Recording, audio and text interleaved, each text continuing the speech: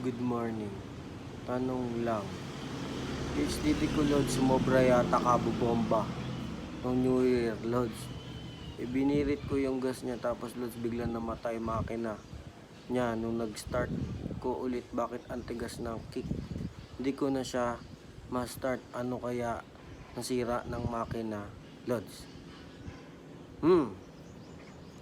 Junaxel Manabat, Idol. Ang nangyari sa iyo ay sa ano mo ay nag-overheat. Sa sobrang bugbog na ng makina ng New Year, naubusan na siya ng supply ng langis.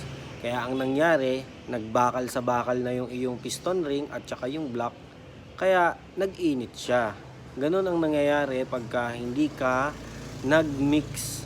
Pag gusto mong bugbugin yung makina ng iyong HD3, dapat hahaluan mo siya, Idol, ng kahit at least kalahati. For example, yung 1 liter mo, haluan mo siya ng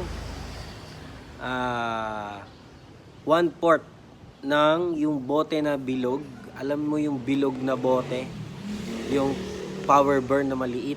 Ganun ang gagawin mo. 1 liter, hahaluan mo siya ng maliit non 3/4. Kung 2 liter, haluan mo siya ng kalahati nun.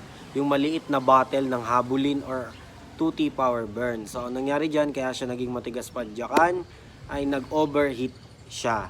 So, hindi pa naman siya totally sira, pero yung compression niya, sigurado ko nawala na. Dahil nagasgas na yung loob ng block mo mismo. Pero kung ako sa'yo, para mas safe pa rin yung iyong makina, ang gawin mo, tanggalin mo yung block, palitan mo siya ng bagong piston ring, or depende kung alin na nagkatama sa kanya. Huwag sana block, dahil pag block ang nasira ay talagang mapapagastos ka. So pinaka the best na gawin mo ay check mo yung makina mo, yung piston ring mo at saka yung block. Kung piston ring lang, okay, pero pag block, wala na tayong magagawa. Okay? So, yun ang ma-advise ko sa'yo. Okay? So, yun lang. Kaya siya tumigas. Nag-overheat siya. Nakulangan sa supply ng gasolina.